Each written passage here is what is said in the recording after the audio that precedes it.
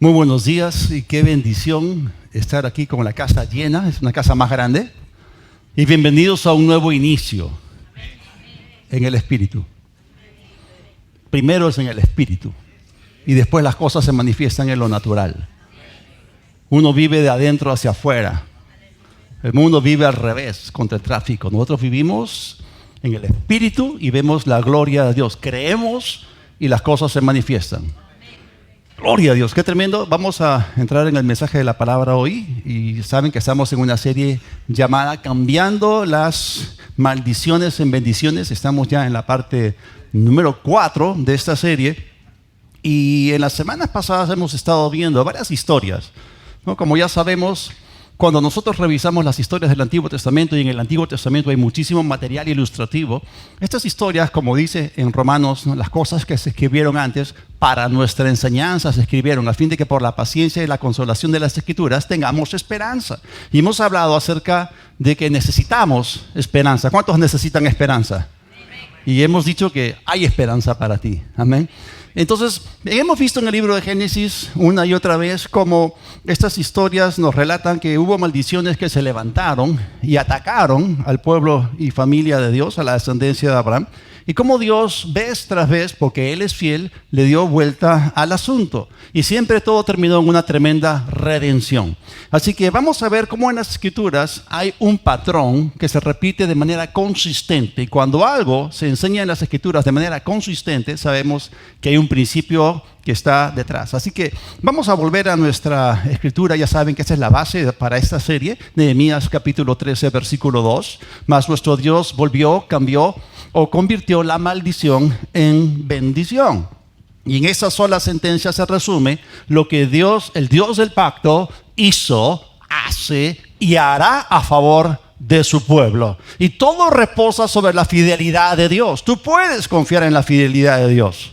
Él jamás te va a defraudar. Y la palabra de Dios, sí, cuando escuchamos la palabra sabemos que la fe viene por oír y oír la palabra de Dios. Pero lo primero que la palabra nos trae a nosotros es esperanza. Y hay esperanza de que Él te va a sostener en esto que tú estás atravesando ahora mismo. Porque el Dios del pacto ya lo hizo. Si lo hizo antes, lo puede hacer hoy otra vez. Porque Él es el mismo ayer, hoy y por siempre. Ahora vamos a volver a la historia que nos quedamos viendo en Génesis. ¿Se acuerdan? Hemos visto 4 patriarcas, el último José. Y como José en Egipto, después de su muerte, ustedes saben que él ascendió al poder. Y después de que él murió y esa generación pasó, se levantó al poder un nuevo faraón que no conocía a José, ni la obra que Dios había hecho a favor de Egipto a través de él. Y vemos que este nuevo faraón no era hijo del faraón anterior, sino que él era de una dinastía completamente diferente. Así que hubo aquí un total cambio de gobierno. Fue un gobierno completamente nuevo. Y como ya dije, este hombre desconocía por completo lo que había ocurrido en la generación anterior. Saben, cuando nosotros no aprendemos las lecciones del pasado, eso es los aciertos y los desaciertos de aquellos que nos precedieron. Lamentablemente estamos destinados a cometer errores en la historia. Y bueno, aquí vemos de que esta persona era completamente extraña a la verdadera historia de lo que había ocurrido en Egipto. Dios no solamente había utilizado a José para salvar la descendencia de Abraham, esto es la familia de Jacob, sino que Dios también salvó a Egipto y a muchas naciones de desaparecer. Ya hemos visto que de las 3 hambrunas en Génesis, la más grave de todas, y hemos hablado acerca de un periodo de 7 años, fue la más grave de todas. Entonces hubo naciones que no tenían alimento. Entonces estas naciones fueron salvadas de desaparecer. Es más, Egipto le debía su existencia misma a José, quien interpretó los sueños que Dios le dio al faraón. Así que este faraón que entró de nuevo linaje, lamentablemente era cruel. Y él trató a los hebreos de una manera paupérrima. Cuando vio que se estaban multiplicando, entró en temor. ¿Cuántos saben que el temor es motivado por el diablo? Y acuérdense que cuando hay un pueblo que tiene la bendición de Dios, sobre la cual reposa o reside la bendición de Dios, ya vemos que el más codicioso, el más envidioso de todos, Satanás, se mueve para atacar al pueblo bendecido. Y esta es una historia que la estamos viendo una y otra vez. Así que la tasa de natalidad de los egipcios era mucho menor que la de los hebreos y comenzaron a multiplicarse. Entonces vemos aquí cómo cierta noche los hebreos se acostaron siendo libres y el día siguiente cuando se levantaron se enteraron que eran esclavos. Y aquí el faraón comienza a oprimirlos más y más. Pero la Escritura nos dice que mientras más los oprimían, más se multiplicaban. Entonces, por un lado vemos el ataque del diablo, vemos la opresión de Satanás, pero por otro lado tenemos la bendición de Dios activa.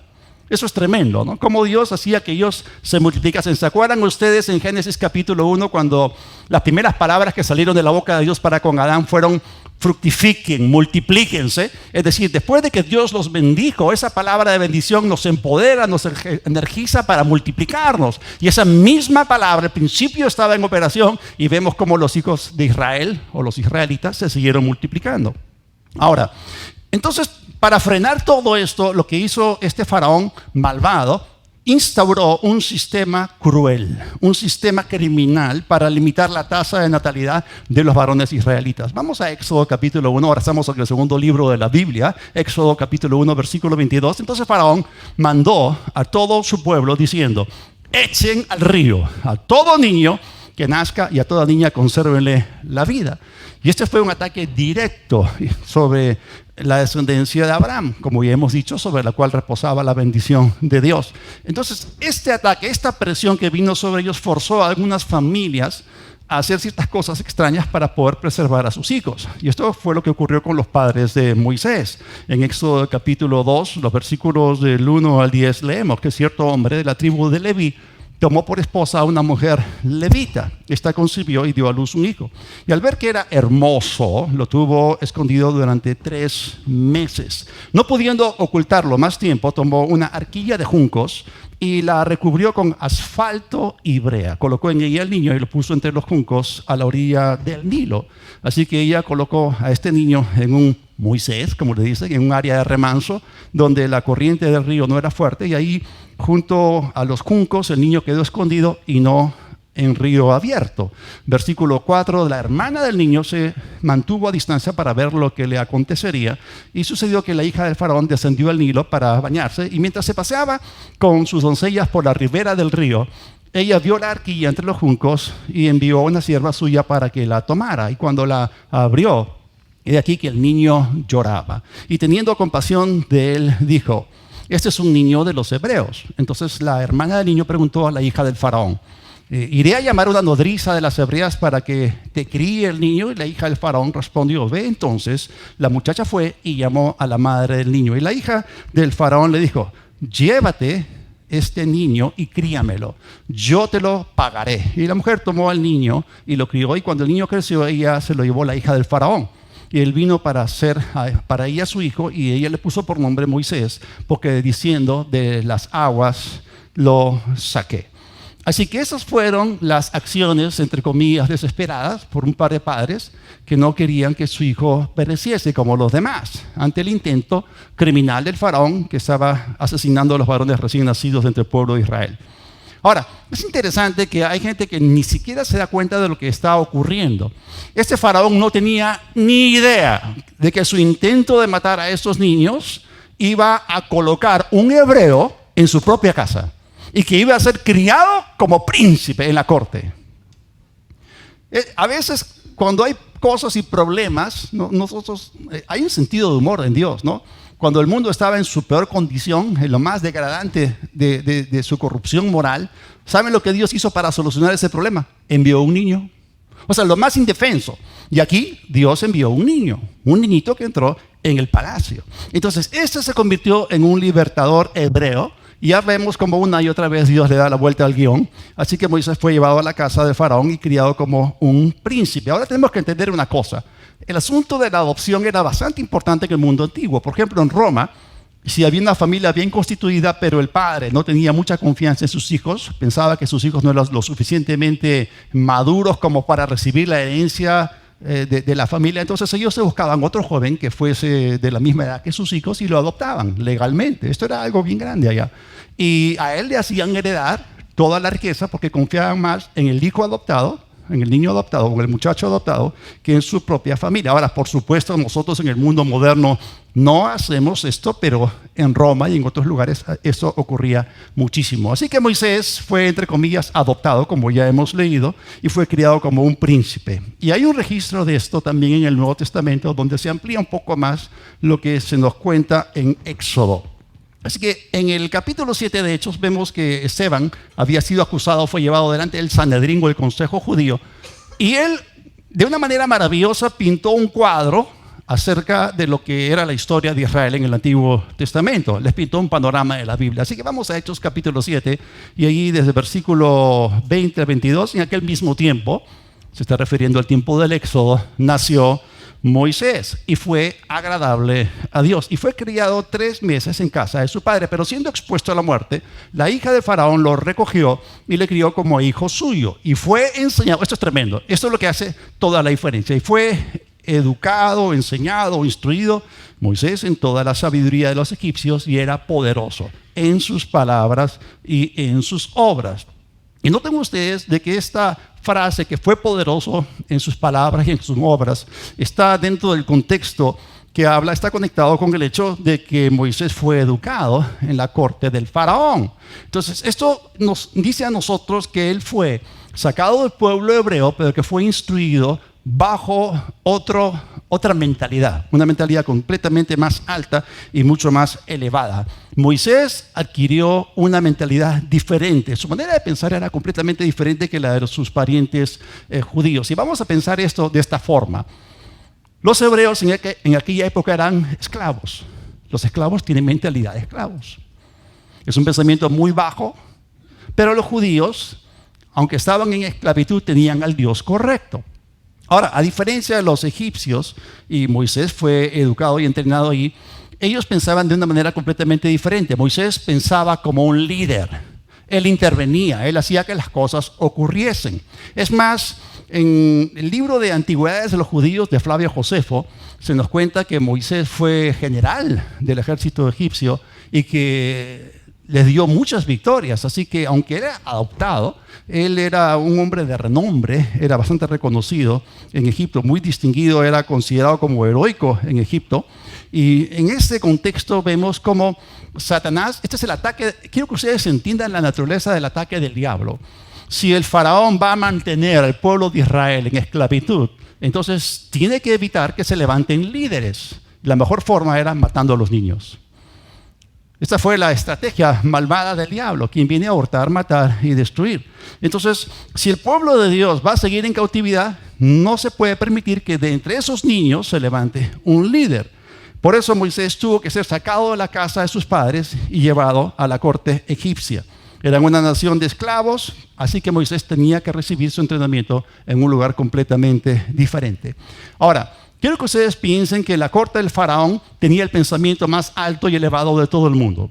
Quiero que ustedes entiendan que en ese momento, porque había una serie de imperios históricos, ¿no? Y la Biblia nos habla acerca de 7, 8, inclusive hay 9 imperios, y dentro de este contexto, el primer imperio mundial, el que tenía la hegemonía, era Egipto. Ellos eran el poder mundial en aquellos días. Así que ellos estaban ahí, lo más alto de lo más alto, habían conquistado otros imperios, y por eso en ese momento, en ese marco de trabajo, es que Moisés fue completamente entrenado. Ahora, los egipcios tenían falsos dioses, pero ellos sabían organizar gente, ellos sabían pensar correctamente con respecto al liderazgo. Los hebreos tenían al Dios correcto, pero no tenían sabiduría porque no tenían revelación. No lo conocían, no pensaban como líderes, no pensaban como innovadores. Su mentalidad era bastante baja, era pobre, era paupérrima, y un esclavo jamás piensa en rebelarse contra su amo, normalmente no lo hacen. Así que Moisés tenía que ser educado con una manera de pensar completamente diferente y se convirtió en un poderoso guerrero. Y así Dios lo pudo utilizar.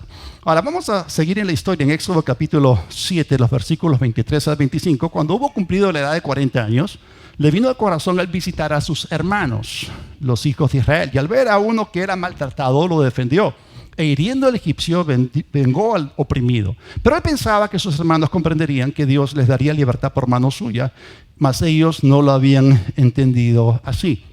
Es cierto, él había sido entrenado en la corte egipcia, pero sin embargo, siendo judío y siendo el escogido por Dios, él tenía cosas que Dios puso en su corazón. Entonces acá vemos una combinación, ¿no? El entrenamiento donde desarrolla una diferente mentalidad, más alta, más elevada, pero al mismo tiempo lo que él sabía de Dios y lo que Dios comenzó a revelarle más y más. Entonces estas dos cosas combinadas hicieron de él un poderoso libertador y Dios lo pudo utilizar. Así que le vino al corazón visitar a su pueblo, a sus hermanos, según la carne. Y esto significa que había una gran segregación o una gran discriminación entre los egipcios y los hebreos. Es más, él siendo príncipe, él no se podía mezclar con la gente común en la calle, pero él fue y lo hizo. Y aquí, y mucho menos con los esclavos, y aquí tuvo un problema porque vio que estaban discutiendo sus hermanos hebreos, ¿no? Y finalmente lo rechazaron, no entendieron que Dios lo iba a utilizar a él como libertador. Otra vez vemos una manifestación del pensamiento del esclavo. No entienden las cosas. Así que fue acusado de querer matar a un hebreo como había matado al egipcio y Moisés lamentablemente tuvo que huir de Egipto, se vio forzado. Esto de que él mató a este egipcio llegó a oídos de Faraón y el Faraón lo amenazó para matarlo. Así que vemos cómo él huyó a la tierra de Madián. La vida de Moisés tiene 3 periodos, 40, 120 años. 40 años siendo entrenado en Egipto, 40 años allí en el desierto y 40 años finalmente en el desierto llevando a los hijos de Israel para entrar en la tierra prometida.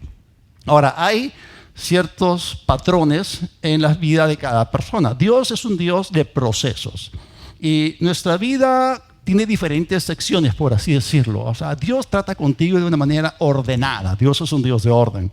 Y cuando Dios trata contigo, te va llevando adelante en su plan. Pero obviamente tú no puedes hacer cosas ahora que te corresponde hacer más adelante porque no estás listo.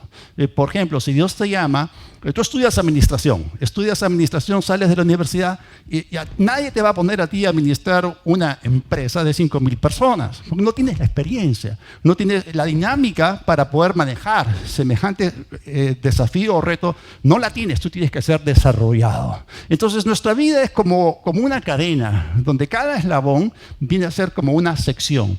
Si Dios está trabajando con Moisés, está equipándolo, poderoso en palabras, poderoso en obras, altamente ejecutivo, sabe qué hacer, él hace que las cosas ocurran, así como los jugadores en un partido de fútbol hacen que las cosas ocurran. Somos nosotros los que hacemos historia, tenemos un pensamiento diferente, somos proactivos, nosotros somos los protagonistas del cambio, y así pensaba Moisés. Pero ahora él se va a la tierra de Madián y él pasó mucho tiempo al pie del monte Horeb, apacentando ovejas y todo eso, y él aprendió allí mansedumbre. Es más, la Biblia nos dice en el mismo libro de Éxodo que Moisés llegó a ser el hombre más manso de toda la tierra. Allí aprendió a no ser impulsivo. Seguramente en un arrebato de ira o en ese impulso mató a ese egipcio. No tenía por qué matarlo, pero lo mató. Y si Dios va a utilizar a Moisés para que sea un tremendo libertador, él tiene que tener el carácter de Dios. Y Dios nos quiere utilizar a nosotros. Y por eso Dios no te usa a ti en ciertas formas, porque tú puedes echar a perder lo que Dios quiere hacer a través tuyo, porque aún no te has desarrollado con el carácter de Cristo. Y tienes que entender eso. Así que Moisés siguió adelante, siendo conducido en su misión, en la asignación. Su entrenamiento, su preparación lo llevaron a ser altamente ejecutivo. Ya él dejó de ser impulsivo, como hemos visto. Y este tiempo de preparación no fue tiempo perdido.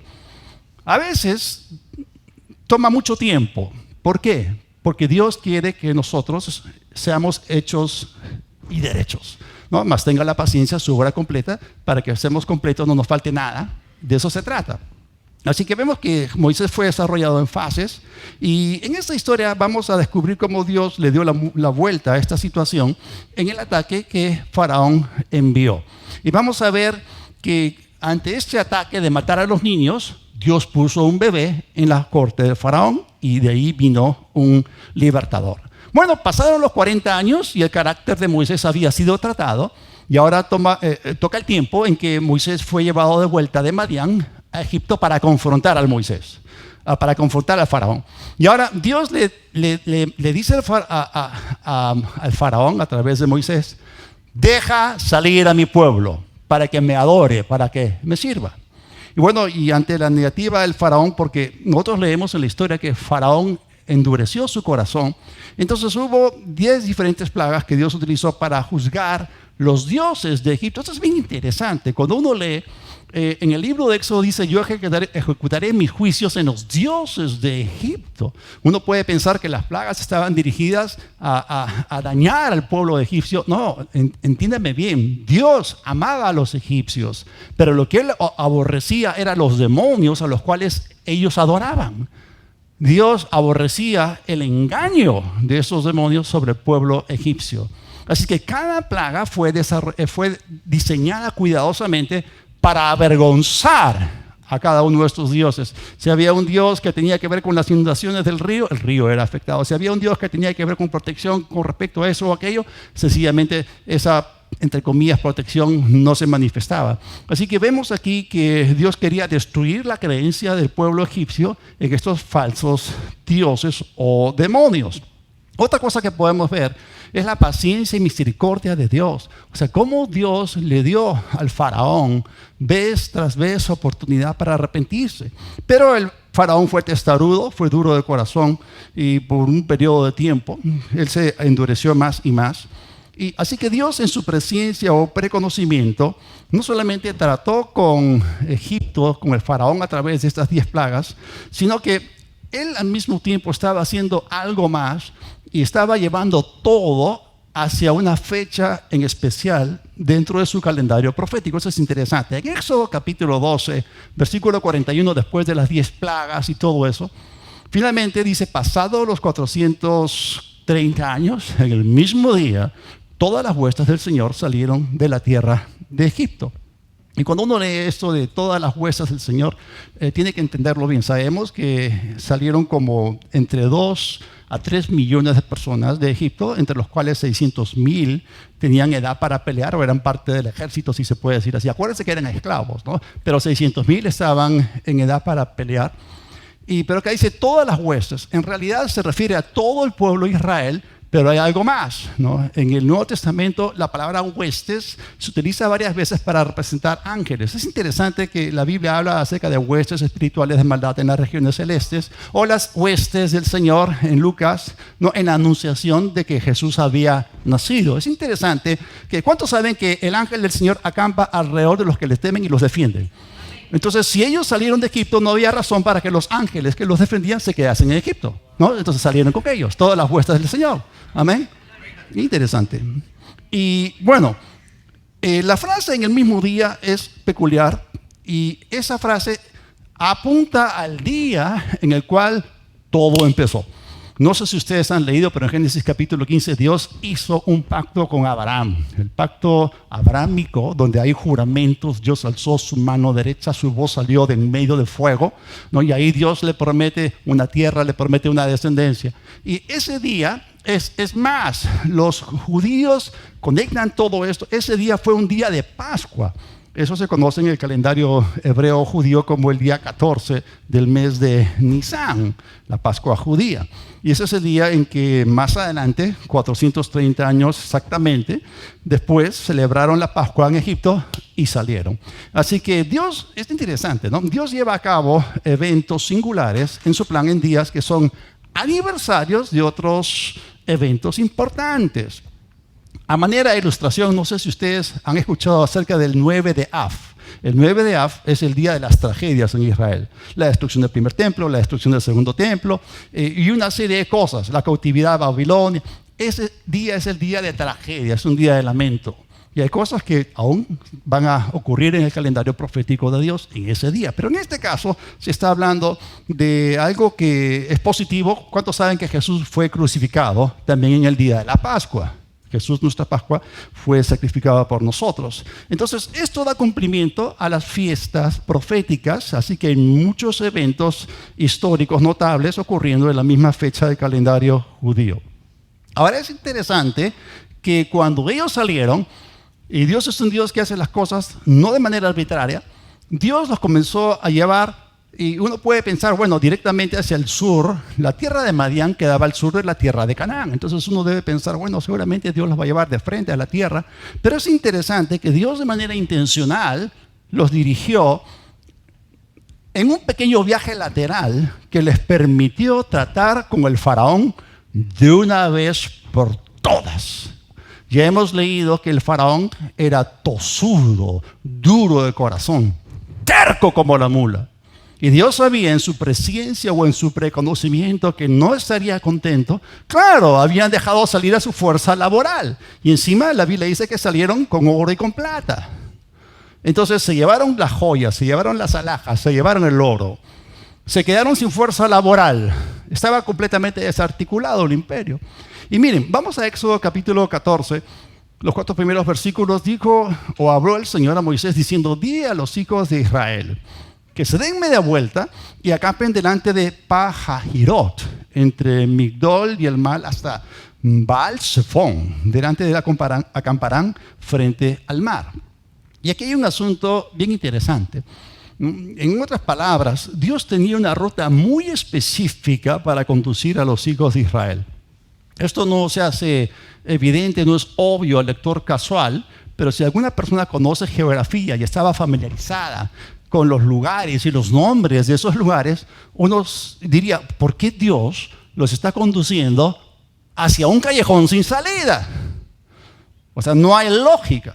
Pero Dios es un Dios de planes, Dios es un Dios de propósitos. ¿Y cuántos pueden confiar en Él a pesar de las cosas que aparentemente no tienen ningún sentido? No, en ese momento tú no entiendes, ¿no? La Biblia dice: por la fe entendemos, Hebreos 11:3, o sea, cree y entenderás, ¿no? Y más adelante los puntos se van a conectar, todo va a tener sentido, pero tú tienes que confiar en Él sabe lo que está haciendo, porque Él ve el futuro. Bien, así que eso no se hace evidente al lector casual. Pero vemos que Dios los condujo hacia un callejón sin salida. Ellos estaban marchando hacia el extremo norte del Mar Rojo, y lo iban a bordear, pero en el último minuto ellos hacen un giro hacia el sudeste y se dirigieron hacia un cañón. Y este cañón parecía ser el lecho seco de un río, ¿no? Algo que se había secado, y los condujo directamente a las orillas del Mar Rojo. Era una playa inmensa, una cabeza de playa. O sea, ahí podían entrar fácilmente 2 millones, 3 millones de personas sin ningún problema. Entonces, cuando ellos llegaron allá, se dieron cuenta que estaban, entre comillas, encerrados. Por el norte no podían, había montañas. Por el sur no podían, había montañas, ¿no? Por el este estaba el mar. Y por el oeste, ¡oh, sorpresa!, los egipcios estaban viniendo detrás de ellos y no sabían. Así que vemos cómo frente a esto Dios les dijo, versículo 3, porque Faraón dirá a los hijos de Israel: encerrados están en la tierra, el desierto los ha encerrado. Y miren esta palabra: y yo endureceré. Y a veces las personas leen eso y no entienden que en el hebreo está expresado en el sentido pasivo permisivo, no en el sentido activo causativo. O sea, Dios no es alguien que endurece a las personas. Frente a una fuente de calor, tu corazón es o una barra de mantequilla o es un pedazo de lodo. Frente al calor, el lodo se endurece, la mantequilla se derrite. ¿Qué clase de corazón tienes tú? ¿Un corazón duro como piedra o un corazón sensible a las cosas de Dios? Y vemos, Dios no puede forzar a alguien para endurecerse y luego pedirle cuentas. Dios no es injusto, Él no va a hacer eso. Él no es el causante de este tipo de cosas. Y vemos aquí que esto se debió traducir: y yo permitiré que el faraón endurezca su corazón para que los persiga y seré glorificado en Faraón y en todo su ejército. Y sabrán los egipcios que yo soy el Señor. Y ellos lo hicieron así. Entonces, aquí acabamos de leer que cuando el faraón se enteró que los israelitas estaban siendo conducidos hacia un callejón de salida, vio la oportunidad de su vida para matar a Moisés, para matar a todos los líderes, para recuperar toda su fuerza laboral, es decir, volver a tener a Israel como esclavos y recuperar toda la riqueza de la cual los habían despojado. Aunque realmente esa era su CTS, ¿no? Su compensación por tiempo de servicio. 400 años esclavos ahí y se los debían en realidad. Así que vemos cómo Dios de manera intencional los condujo hacia esa encrucijada, si se puede decir así. O sea, Dios orquestó todo esto y tenemos que darnos cuenta, por si acaso, que no fue Dios el que indujo al faraón para que vuelva en contra de los israelitas. El faraón mismo lo decidió. Obviamente sabemos que estaba motivado por Satanás, motivado por demonios. Es el ataque del diablo en contra de la simiente o descendencia que tiene la bendición. Y otra cosa que podemos ver, y lo hemos aprendido, nosotros podemos leer el carácter del faraón. A pesar de que su pueblo perecía, a pesar de todo esto, era duro de corazón. El faraón tenía un corazón criminal, un corazón homicida. Y Dios sabía todo esto, ¿no? El hombre mira lo que está delante de sus ojos, pero Dios mira el corazón. Dios conoce la condición de tu corazón. ¿Tienes un corazón en pos de Él, inclinado hacia Él? Dios lo sabe. Personas como el faraón y como Herodes, que cruelmente asesinan niños, son personas que realmente no pueden agradar a Dios. Dios sabía esto, así que lo que Dios sí hizo intencionalmente fue crear una oportunidad para que el faraón ejecutase la tendencia homicida de su corazón.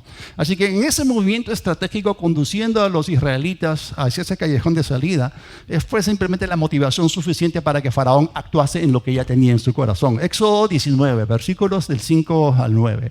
Y fue dado aviso al rey de Egipto que el pueblo huía y el corazón de Faraón y de sus siervos se volvió contra el pueblo. O sea, es algo que ellos mismos decidieron. Y dijeron, ¿cómo hemos hecho esto de haber dejado ir a Israel para que no nos sirva? Y unció su carro y tomó consigo su pueblo y tomó 600 carros escogidos y todos los carros de Egipto.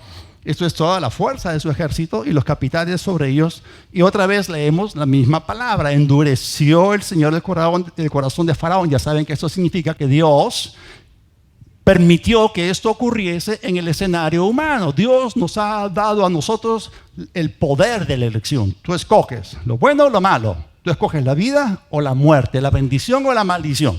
Entonces el hombre tiene libre albedrío. El hombre es un agente moral. Dios lo creó así. Dios puso en el hombre algo que lo hace como Él y Dios jamás va a violar esa capacidad para ti de escoger o de decidir. Y eso es lo que significa en esencia. Entonces Dios permitió que el corazón de Faraón se endureciera y él siguió a los hijos de Israel, pero los hijos de Israel habían salido con mano poderosa. Es decir, ya el poder de Dios los había sacado. El Faraón se había dado cuenta de esto y ahorita les voy a mostrar algo. Y dice, siguiéndolos pues los egipcios con toda la caballería y carros de Faraón, con su gente de a caballo y todo su ejército, finalmente los alcanzaron. Ahora imagínense movilizar un pueblo entre 2 a 3 millones de personas con niños, con ancianos y todo eso. Seguramente estaban llevando su ganado, carretas y todo eso. Entonces esto no era muy rápido que digamos, pero ellos venían con carros jalados por caballos y muy rápidamente los alcanzaron acampados junto al mar, al lado de Pi-Hahirot. Y luego se vuelve a repetir esto delante de Baal-Zephón. Ahora, los israelitas ni siquiera se imaginaron que los egipcios iban a aparecer por detrás. Y aquí hay un nombre importante al cual tú y yo necesitamos prestar atención. Es este nombrecito, Baal-Zephón. Y aquí vemos esta componente, como prefijo, si se puede decir así, aunque son 2 palabras compuestas. Vemos la palabra Baal. ¿Cuántos han escuchado la palabra Baal? ¿Cuántos saben que tiene conexión con lo satánico? ¿Cuántos saben que es la raíz de la palabra Belzebú?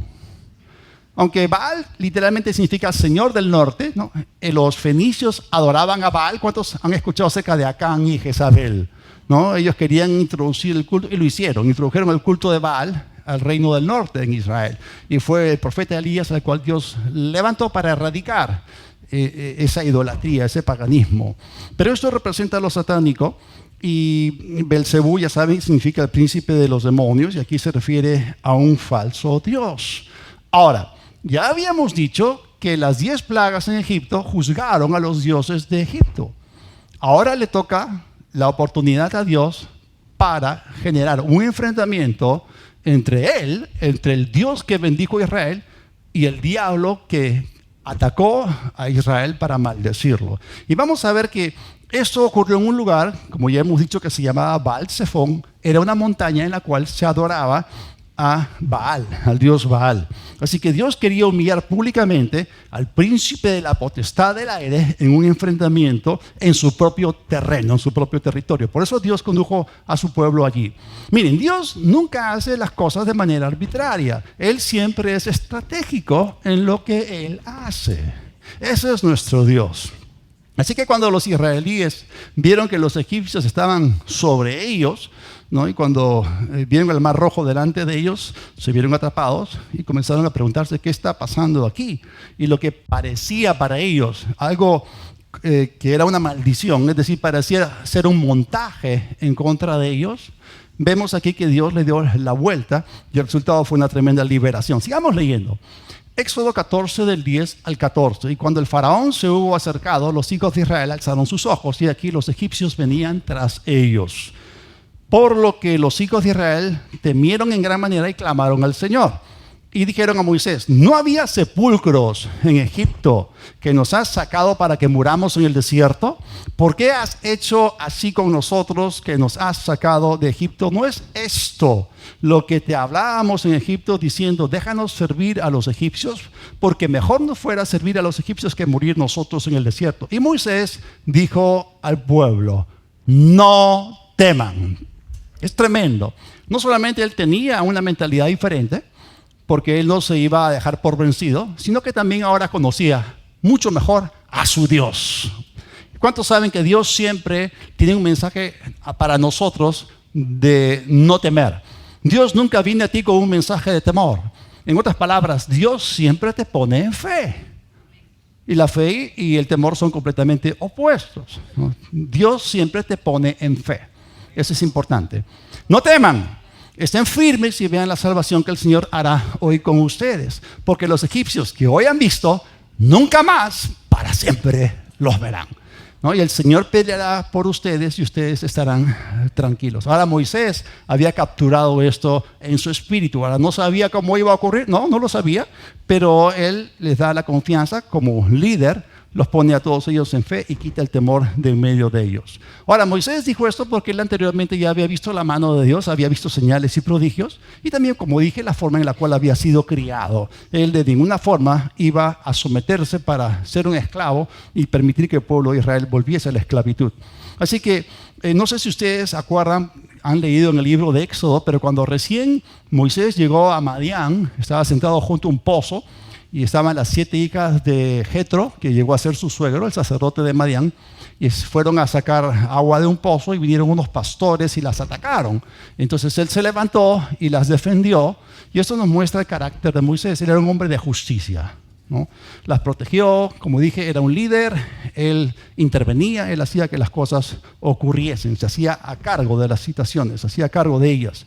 Así que algo más que está ocurriendo aquí es que mientras ellos están detrás, los egipcios detrás de los israelíes, y Dios coloca una nube de separación para bloquearles el paso, pero en la noche Dios hizo que se levantase un fuerte viento del oriente, y es tremendo.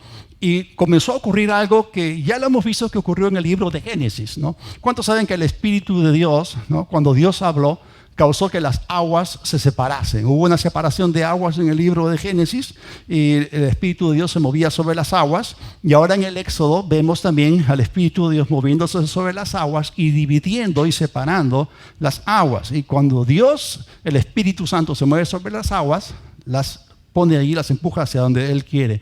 Así que Dios no solamente separó las aguas del Mar Rojo, era como si fuesen 2 muros de agua completamente contenidos allí por el poder de Dios, pero el milagro incluía algo más. Dios también secó el fondo del Mar Rojo, porque la Biblia dice que pasaron como por tierra seca. O sea, imagínense que Dios solamente separa las aguas, pero abajo hay un charco, hay lodo, hay todo esto. Entonces, cuando pasan los hijos de Israel huyendo de los egipcios, se empantanan, o sea, se atracan, se atoran, y hubiese sido, pues, y alguien se resbala y se embarra toditito. ¡Qué vergüenza!, ¿no? Y no fue así. Entonces, cuando los egipcios vieron que los israelitas estaban atravesando el Mar Rojo, fueron tras ellos y aquí cometieron algo fatal. Esta decisión fue fatal. Y aquí es que quiero describir lo incomprensible de la ceguera espiritual de algunas personas. O sea, cómo los egipcios se atrevieron a pelear contra el Dios Todopoderoso que había mostrado su poder no solamente en la corte del faraón, Cuando Moisés con la vara que se convirtió en serpiente, luego las 10 plagas mostrando el poder de Dios y el faraón y la corte del faraón suplicando a Moisés que retirase las plagas y sobrenaturalmente las plagas se detuvieron. No aprendieron la lección, habían visto el poder de Dios y luego cómo Dios finalmente saca al pueblo de Israel con manos poderosas y ahora ellos están viendo cómo las aguas del mar están partidas, el mar está abierto y cómo los israelitas están pasando por ahí en tierra seca y aún así persisten en su terquedad. Yo no entiendo cómo la gente tan bajo puede caer, la gente engañada cuando su corazón está tan endurecido. Y a veces pensamos que equivocadamente que si una persona ve un milagro, de inmediato se va a convertir a Dios y eso es falso. ¿Cuántos milagros incontables hay registrados en los evangelios que Juan dice que si todos los libros del mundo no cabrían, si se escribiese todo lo que Jesús hizo, pienso, dijo él, que los libros en este mundo no cabrían, todas las cosas que Dios hizo delante de los fariseos, delante de los saduceos, delante de los sacerdotes, de los ancianos, y aún así persistieron en planear y ejecutar su crucifixión. No, un milagro no va a cambiar tu vida desde ese punto de vista. Si tu corazón está endurecido, es más, ¿cuántos de ustedes se acuerdan cuando Jesús fue arrestado? Vino una turba, la gente nos dice que eran como 600 personas que vinieron con palos, con espadas. Y bueno, Jesús les había dicho a ellos, ¿no? Y tenían 2 espadas, ¿no? Les había dicho que lleven 2 espadas. Y bueno, Pedro sacó una y a Malco, el siervo del sumo sacerdote, le voló la oreja. Y Jesús vino, la recogió, se la puso acá y lo sanó. Y aún así lo arrestaron y se lo llevaron. Estaban llenos de odio. Un milagro no va a cambiar un corazón endurecido. No es lo externo, es algo que tiene que empezar adentro. Así que ver un milagro con sus propios ojos no resuelve el problema de la ceguera espiritual de la naturaleza humana caída que se encuentra en rebelión contra Dios. Es un problema moral. Ahora, hay que entender que este tipo de personas no llegan ahí de la noche a la mañana. O sea, son décadas endureciendo su corazón para llegar allí. Pero vemos como Dios les dio a ellos una oportunidad tras otra para que se arrepientan. Y hemos hablado de las maravillas mostradas en Egipto. Y una vez más, aún en el libro de Éxodo, podemos reconocer las riquezas de la paciencia y la benignidad de Dios, dándole a la humanidad una oportunidad para volverse a Él. Y en ese caso, en la actualidad, para que se vuelvan a Él a través de Cristo. Y es interesante que hay momentos en los cuales la gente se endurece. Y en el libro de Apocalipsis leemos, en el periodo de la gran tribulación, cuando Dios muestre su poder y va a haber plagas y todo esto, la gente dice, porque Dios le va a dar oportunidad a las personas para que reciban a Cristo. No quisieron hacerlo en esta época, bueno, entonces les da un tiempo extendido de gracia y va a haber predicación, va a haber oportunidad para recibir a Cristo en los días del anticristo. Pero sin embargo, lo peor de todo es que la gente va a endurecer más su corazón, van a blasfemar contra el Dios del cielo, a pesar de las riquezas de la gracia. O sea, como Dios en su trato con Israel, la Biblia dice, Él lo expresa en el libro de Isaías: yo extendía mis manos todo el día a un pueblo rebelde y contradictor. ¿Cómo la naturaleza del hombre caído puede ser tan ciega? ¿Cuán bajo pueden haber caído? Pero Dios permanece allí, compasivo, misericordioso. Pero si la persona no quiere, no se puede. Así que en la historia de Moisés vemos una vez más ese patrón que se repite constantemente en las Escrituras. Cuando el enemigo ataca con una maldición sobre el pueblo de Dios, que tiene la bendición sobre el cual reside o reposa la bendición de Dios, Dios lo que hace es darle la vuelta al guión. Y Satanás se aleja completamente derrotado, completamente humillado, deseando nunca haber intentado eso. Entonces, Dios es experto en cambiar las maldiciones y bendiciones. Hay esperanza para ti y para mí. Vamos a orar. Padre, te damos gracias por tus misericordias y maravillas. Señor, tú eres el mismo ayer, hoy y por los siglos. Si lo hiciste antes, lo vas a hacer hoy y lo vas a hacer mañana. Gracias te damos por tu poder. Te agradecemos por el poder de la bendición que está vivo y activo en nuestras vidas. Te agradecemos que a través de la fe en tu palabra, fe en el pacto, nosotros podemos tener este principio en operación en nuestras vidas. La fe en su modo activo, operando sobre nosotros, guardándonos, protegiéndonos, causando que podamos crecer, multiplicarnos, fortalecernos, que nuestra influencia piadosa sea mucho mayor y que podamos convertirnos conforme a la promesa que tú le hiciste a Abraham y a su simiente, es que en nosotros serán también benditas todas las ciudades, todas las familias, todas las iglesias, todos los ministerios y naciones de la tierra. Y lo hacemos, Padre, para ti, para tu gloria, en el nombre de Jesús. Amén. Hay algo muy importante. Si aún no has recibido a Cristo, hoy día tienes oportunidad. Hoy es el día de salvación. Y Dios manda a todos los hombres en todo lugar que se arrepientan. Jesús dijo en el Evangelio de Lucas: si todos no se arrepintieren, ciertamente perecerán. Ese mensaje nos está predicando, pero es cierto. Dice: de tal manera amó Dios al mundo que dio a su Hijo unigénito para que todo aquel que en él cree no se pierda, mas tenga vida eterna. Y hay una sentencia decisiva de condenación sobre la raza humana, y la única manera que se pueda revertir es recibiendo a Jesucristo, porque en Cristo hay redención. Así que si estás aquí o estás conectado y siguiendo esta transmisión, ahí donde estás, cierra tus ojos, examina tu corazón, porque hemos hablado acerca de que Dios ve el corazón. Y si tú quieres volverte a Él, haz conmigo esta oración. Dios del cielo, reconozco que te necesito. Jesús, invoco tu nombre. Sé mi Señor. Creo que el Padre te resucitó y que tú vives. Me arrepiento de mis pecados. Jesús, recibo tu perdón y el regalo de la vida eterna. Soy salvo ahora por la fe en ti, en tu nombre.